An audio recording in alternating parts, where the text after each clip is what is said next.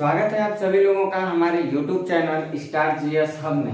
हम लोग इस चैनल के माध्यम से आज एक महत्वपूर्ण बात करने वाले हैं।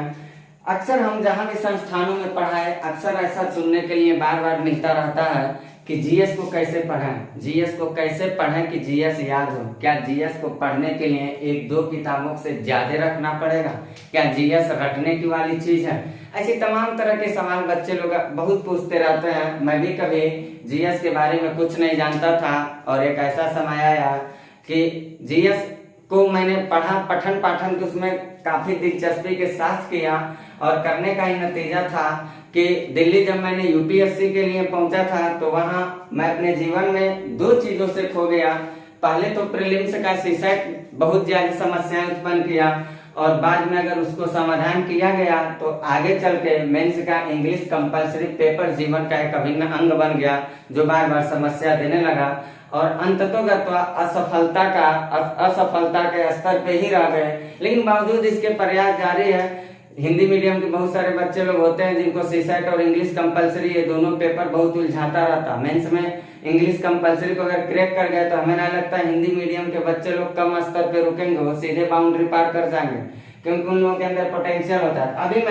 अभी मैं ये देखता हूँ, मैं ये नहीं बता रहा हूँ कि यूपीएससी से रिलेटेड मैं कोई ऐसी बात नहीं बता रहा। अभी मैं उन भाई लोगों के लिए दिशा निर्देश दे रहा हूँ जो लोग एक दिवसीय एग्जाम को देना चाहते हैं या देते होंगे या पढ़ाई करते होंगे, उन लोगों के लिए अभी ये मेरी बात लागू हो रही है। वनडे एग्जामिनेशन से जुड़े लोगों के लिए सबसे पहली बात तो मैंने देखिए यहाँ लिखा है पठन पाठन सामग्री को लिखा है मैंने पठन पाठन सामग्री कम से कम रखें। इसका मतलब ये हुआ कि रूम में घुसने के बाद आपको सबसे पहले तो ये नहीं कि एक बोरा इधर रखे, दो बोरा उधर रखे, चार बोरा उधर रखे, 10 बोरा उधर रखे, 2 किताब उधर है, 4 किताब उधर है, एक पेन उधर गिरा, ऐसा नहीं होना चाहिए। सीमित से सीमित संसाधन आपके पास होने चाहिए। कम से कम नोट्स बुक हो, कम से कम आपके पास बुक हो, रिसोर्सेज जो है वो ऐसा नहीं है एक विषय के लिए 50 किताब रखा, 50 राइटर का रखा। क्या मतलब है? 50 राइटर को आप 50 राइटर को एक एक बार पढ़ेंगे तो एक एक किताब 50 किताब को अगर एक एक बार पढ़ेंगे तो उससे अच्छा आप एक किताब को ही 50 बार क्यों नहीं पढ़ लेते? आप उससे ज्यादा गेन कर लेंगे। तो सबसे पहली बात आप लोगों को ये ध्यान देना है कि पठन पाठन सामग्री को कम से कम रखना। दिखावे के लिए ऐसा नहीं कि रूम में घुस गए, मेरे रूम में घुसेंगे बहुत ज्यादा सामग्री आपको नहीं मिलेगा। मतलब रूम में घुसने के बाद लगे कि हाँ एक विद्यार्थी के रूम में घुसे। और ये जो इन्वायरमेंटल एरियाएं होती हैं बहुत सारे जो अभी हम लोग पढ़ेंगे, अभी हम लोग ब्रेन जब बायो में पढ़ेंगे वहां देखेंगे कि बहुत सारे ग्लैंड्स, बहुत सारे हार्मोन सेक्रेट होते हैं और एटमॉस्फेयर के हिसाब से वो चेंजेस होते रहते हैं। तो आप अपने रूम के माहौल को जिस रूप में बनाएंगे आपका बॉडी पर्सनालिटी भी उसी हिसाब से अब बदलता चला जाएगा और आपका माइंड भी उसी तरह से एसेस करता रहेगा। इसलिए आपको कम से कम संसाधन रखना है। 1000 किताब को एक एक बार पढ़ने से अच्छा, मेरी बात आप कड़वा सच मानिएगा, एक किताब को 1000 बार पढ़ डालिए।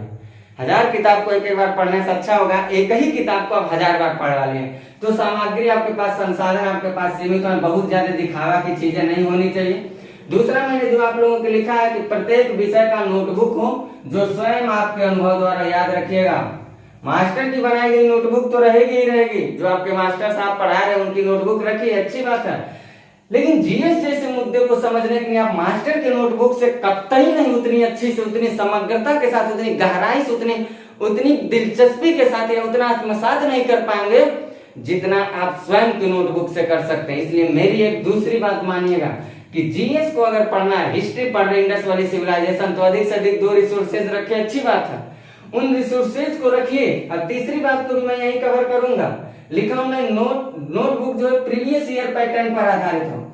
यानी कि मान लीजिए आप हिस्ट्री से रिलेटेड इंडस वैली सिविलाइजेशन का आप क्या कर रहे हैं, आप नोटबुक बनाना चाह रहे हैं, इंडस वैली सिविलाइजेशन की क्या विशेषता थी, क्या इसके कला संस्कृति में क्या भूमिका थी। अगर मान लीजिए सिविल की पढ़ाई करें तो कुछ ऐसे आप पढ़ेंगे, इसके डिक्लाइन होने में क्या क्या राज थे, ऐसे करके कई मुद्दों पे हम लोग पढ़ते हैं एक एक चैप्टर को। लेकिन आप एक दिवसीय एग्जाम अगर दे रहे हैं तो विशेष करके यही पढ़ेंगे कि सिंधु घाटी सभ्यता कहाँ था, इसका विस्तार क्या था, इसका कार्यक्रम क्या था, कौन कौन मुख्य स्थल मिले, ऐसे पढ़ेंगे आप। उन लोग उस समय के लोगों की जीवन शैली क्या क्या थी, क्या क्या खाते पीते पहनते थे, कैसे हथियार वगैरह की यूज करते थे, धर्म परंपरा संस्कृति कैसी थी, ऐसे कुछ करके आप पढ़ते हुए चले जाएंगे एक एक लाइन में। तो आपको क्या करना है, प्रीवियस ईयर पेपर को पास रखना है। क्या रखना है?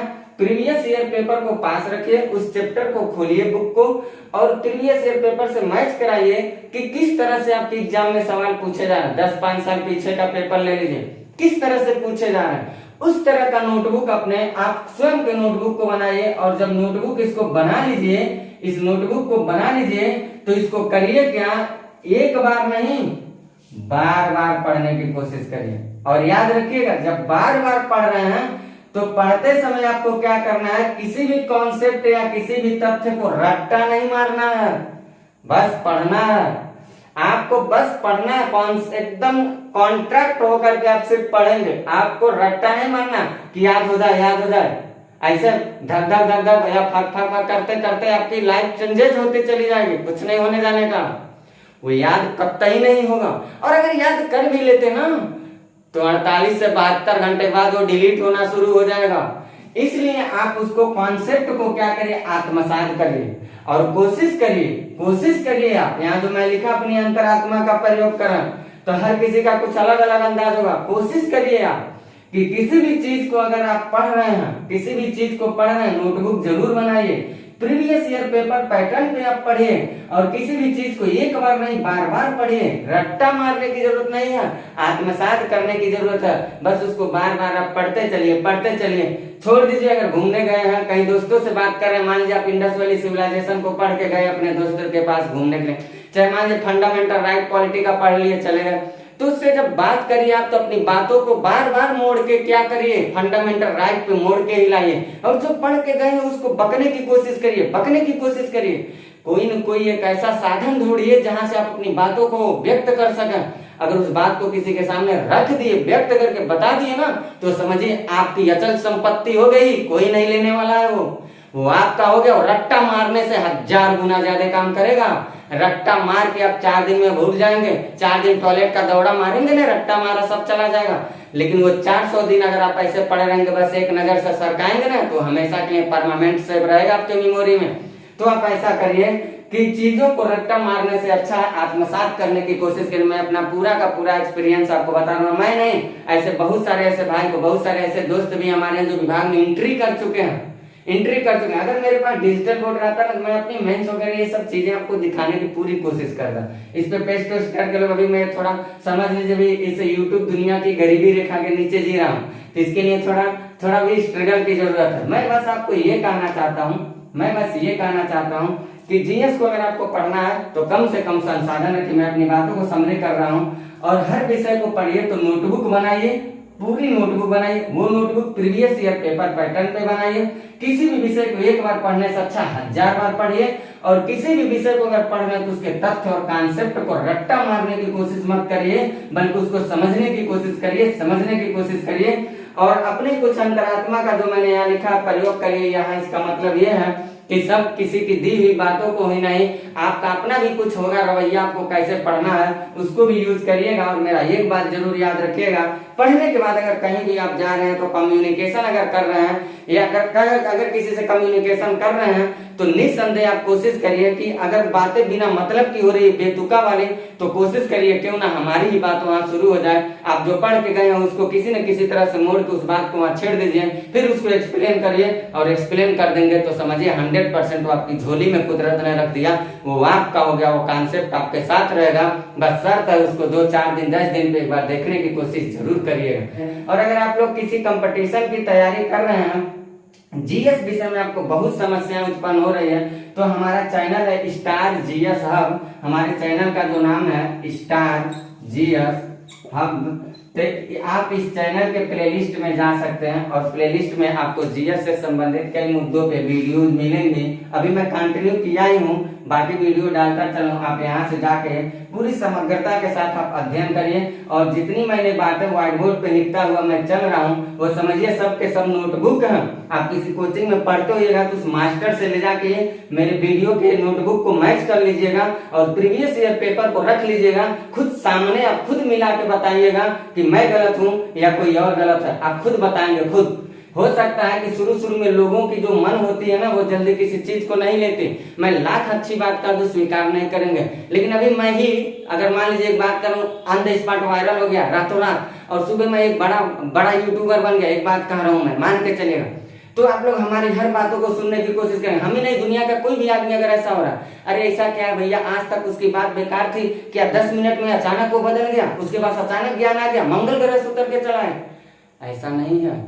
इसलिए इंसान को हमेशा अपनी सोच को बदल के आगे बढ़ना चाहिए। और अगर सोच नहीं बदलना है ना, एक बात मेरी याद रखिएगा, अच्छे लोगों पे कभी शक मत करिएगा, बुरे लोग से कभी दोस्ती मत करिएगा। जिंदगी के पतन का सबसे बड़ा कारण होता है साहब, जिंदगी के पतन का सबसे बड़ा कारण होता है। इसलिए आप लगातार मेहनत करिए और जी जान बेसब्री के साथ मेहनत करिए। मेहनत हम लोग करते होते नहीं है, बहुत लोग ऐसे होते बस ऐसे टेम्परेरी काम चलाते रहते, कहते बड़ी मेहनत कर रहे हैं, स्ट्रगल तो इतना ज्यादा कर रहा हूँ कि मुझे सिलेक्शन नहीं मिल रहा। इस पे एक कहावत मेरा सुन लीजिएगा। महान दार्शनिक सुकरात के पास एक व्यक्ति ने जब पहुंचा था, वो कहा महाराज आप दर्शन विभाग के इतने बड़े आदमी, आप कहते हैं कि सफल व्यक्ति जो होता है अगर मेहनत करता है तो निसंदेह उसको सफलता मिल जाती है। मैं दिनों रात मेहनत करता चला जा रहा हूँ, मेरी सफलता क्यों नहीं मिल रही है? यानी कि आपका कहा हुआ कथन गलत है। तो महान दार्शनिक सुकरात ने कहा नहीं बच्चा, तुम कल नदी के किनारे मिलो हमसे, वहां मैं तुमको बताऊंगा तुम्हें सिलेक्शन क्यों, तुम्हें कामयाबी क्यों नहीं मिल रही है। तुम्हारे लाखों प्रयास करने के बाद तो वो खूब बढ़िया से गया बेचारा, कहा नदी के किनारे। अब महान दार्शनिक सुकरात महोदय जी पहुंचे, कहे नदी में प्रवेश करो। ऐसा क्यों? कहे प्रवेश करो। तो खुद अपने भी गए नदी में, उसको भी लेके गए और नदी में ले जाके क्या कि उसके सर को पकड़ के पानी में डुबोने लगे। जब पानी में डुबोने लगे तो उसको लगा कि महाराज भी मुझे कुछ ज्ञान देंगे, मैं सिलेक्शन कामयाब हो जाऊंगा। जब उसको लगा कि मैं अब मर जाऊंगा, ये तो मुझे डुबा के मारना चाहते हैं, तो वो क्या कर रहा था, वो अपनी ताकत लगा के सर को ऊपर करना चाह रहा था, लेकिन वो और तेजी दबा रहे थे, और वो ऊपर करना चाहता था और तेजी से दबाते थे, और ऊपर किया और तेजी से दबाए।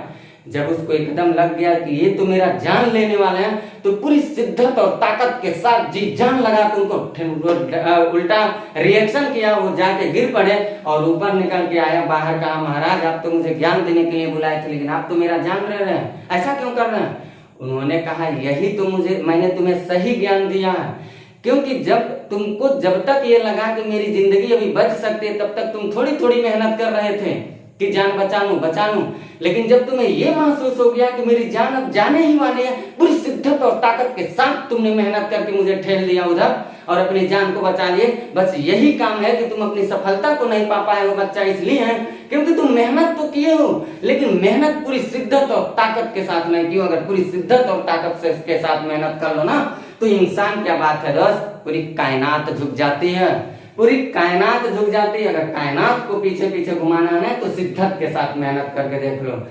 कभी भी याद रखना, मेहनत करने वाले जो लोग डायलॉग मारते रहते ना, जो छोड़ के चले जाते कोशिश करने वाले लोग, तो वो सच बात कहते हैं सब। परिश्रम करने वाला व्यक्ति जितना छोड़ता है ना, बिना परिश्रम किए वाले जो व्यक्ति होते हैं उतना भी नहीं पाते हैं। इसलिए एक बार शिद्दत से याद करिए, आप एक बार शिद्दत से लग जाइए, जिंदगी मकाम पे पहुंच जाएगी। और दुनिया के लोग ऐसे फकीरों की तरह पीछे घूमते हुए नजर आते हैं, ये सच्चाई है, ये सच बात है।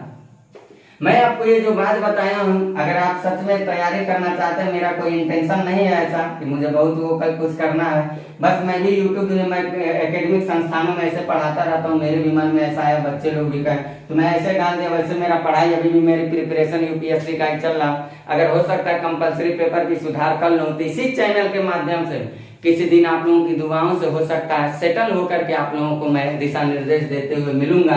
ये मेरा घमंड वगैरह मत मानिएगा, ये ऐसा मत कुछ सोचिएगा।